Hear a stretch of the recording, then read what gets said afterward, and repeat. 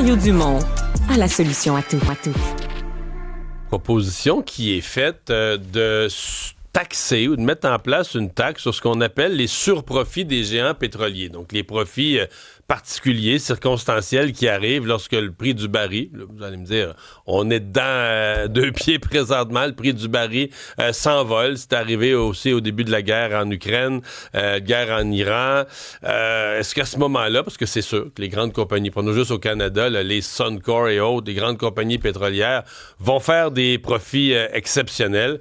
Karel Méran, président directeur général de la Fondation familiale Trottier, est avec nous. Bonjour. Bonjour Mario. Expliquez-nous votre proposition. En fait, c'est que, bon, comme vous venez de le dire, là, avec la guerre en Ukraine, puis maintenant avec la guerre en Iran, à cause des fluctuations de la géopolitique, puis sur les marchés, les compagnies pétrolières engrangent des profits très, très importants.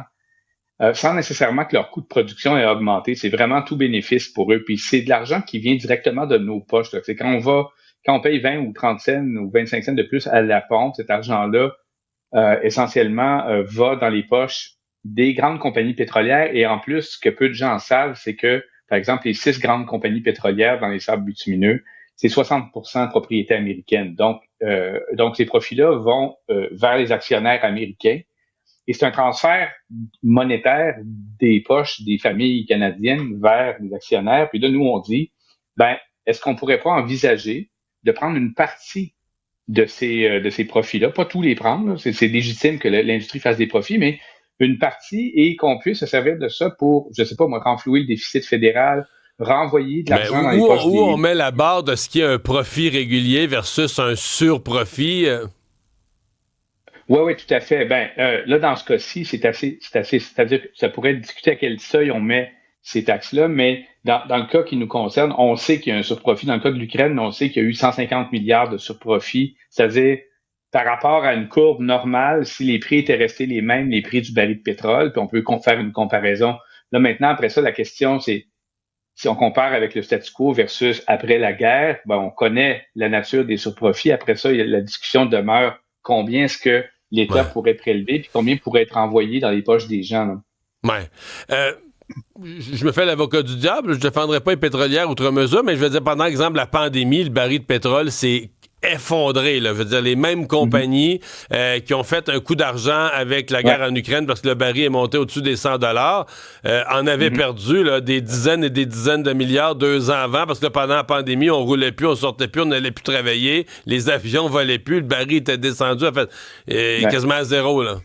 Ouais, c'est ça. Puis, à ce moment-là, l'industrie pétrolière, comme toutes les industries au Canada, ont eu droit à des aides financières des gouvernements, puis ils en ont eu. Donc, quand ils en font un petit peu plus, ils peuvent contribuer un petit peu plus. Quand ils en font un petit peu moins, on leur vient en aide. Dans ce cas-ci, vous savez, on est depuis 2022, dans l'ordre de 250 milliards de profits excédentaires. C'est beaucoup, beaucoup, beaucoup d'argent. Puis, l'inflation qu'on vit en ce moment, il faut qu'on comprenne que presque la moitié de ça vient de l'augmentation du prix de l'essence à la pompe. Alors là, on a essayé de diminuer la taxe d'accise fédérale, puis là, vous le savez comment c'est, il y a une partie de ça qui a été récupérée en marge de profit. Donc, à la pompe, on voit pas vraiment 10 cents de moins. On voit même le prix a augmenté depuis ce temps-là. Donc, le gouvernement a fait un effort en essayant de réduire sa taxe d'accise, mais on voit que ça donne pas l'allègement, puis le répit auquel qu'on pourrait espérer. Avec une taxe sur les surprofits, comme ils ont fait en Angleterre ou ailleurs, là, ce qu'on pourrait envisager, c'est est-ce qu'on est capable de renvoyer une partie de cet argent-là aux ménages qui payent déjà les compagnies pétrolières. Et tu sais, ça se ferait par mécanisme. Ça pourrait se faire très facilement. Là.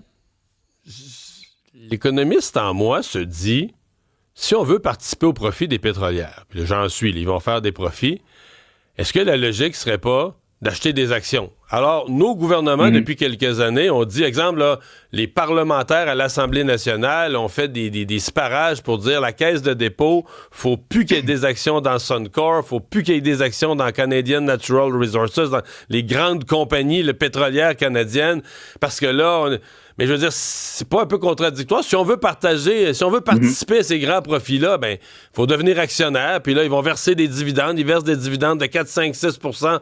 On va dire la caisse de dépôt dépôt récolterait à pelleter ses dividendes, plus les gains sur l'action, ça serait des années extraordinaires pour la Caisse. Mais là, on n'en veut pas parce que là, on dit on ne veut pas se salir les mains là-dedans. Ouais. C'est une grande question. Hein. Il y a des pays comme la Norvège dont le secteur pétrolier est nationalisé, comme nous, on a Hydro-Québec ici. Le choix que le Canada a fait il y a longtemps, c'est de laisser ce secteur-là stratégique au privé, et donc à des actionnaires étrangers aussi. Puis aujourd'hui, on n'a plus vraiment... quand le prix du pétrole change à l'échelle globale, on n'a pas de moyen de protéger le prix intérieur au Canada.